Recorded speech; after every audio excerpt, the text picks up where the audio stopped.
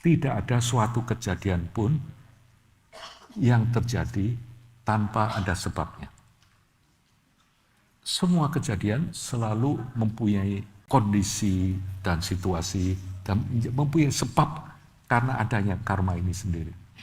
Apapun yang kita alami sekarang ini tergantung dari hal-hal yang sudah lewat, termasuk perbuatan-perbuatan kita. Perbuatan, perkataan, atau pikiran. Tapi yang paling penting untuk diingat, apapun yang kita lakukan kali ini, sekarang ini, baik ucapan, pikiran, atau perbuatan, akan mempengaruhi pengalaman-pengalaman dan hidup kita di masa yang akan datang. Very simple. Dan tidak ada sesuatu itu yang kebetulan. Tidak ada sesuatu itu karena nasib. Tidak ada sesuatu ini karena takdir. Tidak ada sesuatu ini karena sudah ditulis. Jadi sebetulnya karma wibangga ini ajaran yang menerangkan betapa pentingnya kita selalu sadar, perhatian, hadir dengan apapun yang kita lakukan. Karena apa yang kita lakukan sekarang ini akan mempengaruhi pengalaman hidup kita yang akan datang. That's sure. Makanya kalau mungkin saya balik ya, kesimpulan dari ajaran-ajaran ini itu bisa mungkin kita lihat dari paling tidak dari 4 faktor. Yang pertama, bahwa kelahiran atau keberadaan kita sebagai manusia ini harus sangat disyukuri, harus sangat diapresiasi. Karena untuk jadi manusia ini susah. Dikatakan dalam perumpamaannya, jika ada kura-kura buta di dasar lautan yang naik ke permukaan laut 100 tahun sekali dan di samudera yang luas ini mengapung gelang cincin dan kura-kura buta itu bisa masuk ke dalam gelang ini, itu kemungkinan kita untuk bisa jadi manusia lagi.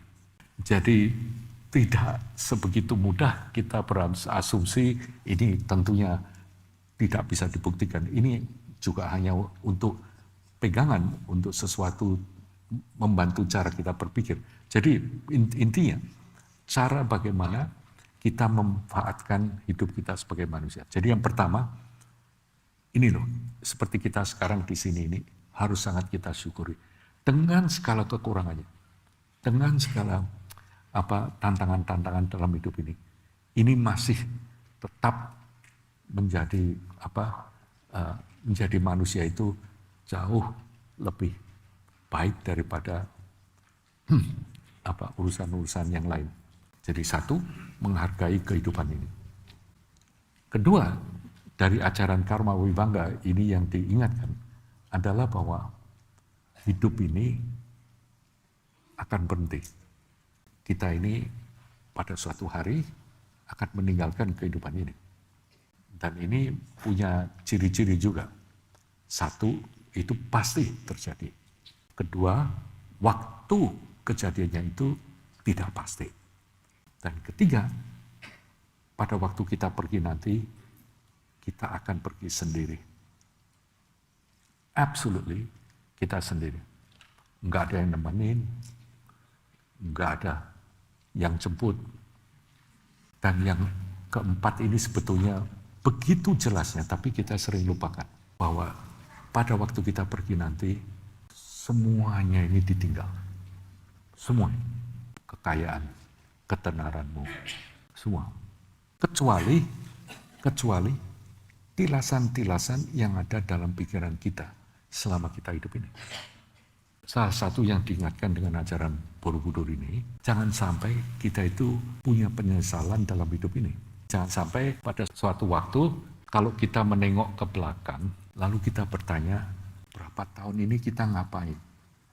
Mungkin kita jadi lebih kaya.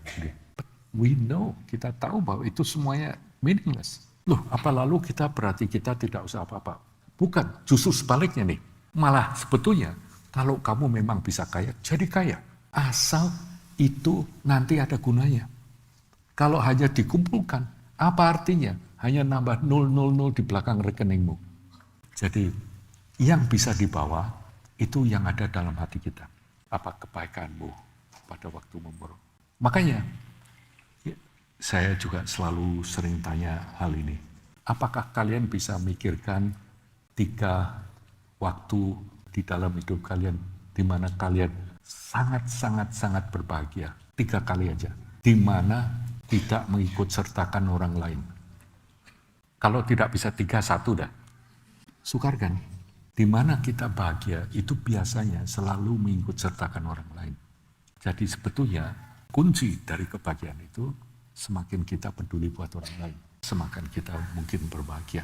Nah, kembali ke tadi, ini loh, nanti yang di bawah itu apa yang tercatat dalam pikiran-pikiran ini. Kalau bisa mengumpulkan kekayaan, kumpulkan kekayaan. Kalau bisa mengumpulkan, asal ada gunanya. Bisa berbuat baik, berbuat kebajikan buat yang lain. Ini baru masuk akal. Kemudian yang ketiga, tadi kedua kematian tadi. Yang ketiga dalam ajaran ini, bahwa kehidupan semacam ini, nanti akhir-akhirnya juga sama juga. Kalian mestinya pernah merasakan, paling tidak, di mana hari-hari itu melihat semuanya serba tidak pas. Hari-hari semacam itu semuanya serba membuat kamu marah, Pernah kan kalian merasakan begitu? Lihat sesuatu itu mesti merasa tidak cukup. Kalau dalam hidup ini, kamu isinya hanya misalnya apa-apa tidak cukup, apa-apa tidak pas. Sudah punya semua, tetap dikhawatirkan ini, khawatirkan itu, lihat semua. Kira-kira ini loh, kira-kira. Kalau kita meninggal, kita cari terusan. Mestinya kita akan cari terusan lingkungan yang mendukung pikiran-pikiran di dalam pikiranmu. Jadi sebetulnya yang memilih kehidupan kita yang akan datang ini kita sendiri sebetulnya. Dan milihnya kapan? Sekarang ini loh. Kalau kamu mau lihat hidupmu sekarang, ini loh. Berarti kehidupanmu dulu seperti apa, kamu bisa tahu dari hidupmu sekarang. Kamu kecukupan, kamu segala macam. Kalau kamu mau lihat kehidupanmu yang akan datang, kamu lihat dalam pikiranmu sekarang ini. Kalau sekarang pikiranmu terus penuh kemarahan, penuh kejagalan diri, tentu akan kamu cari alam yang mendukung seperti itu.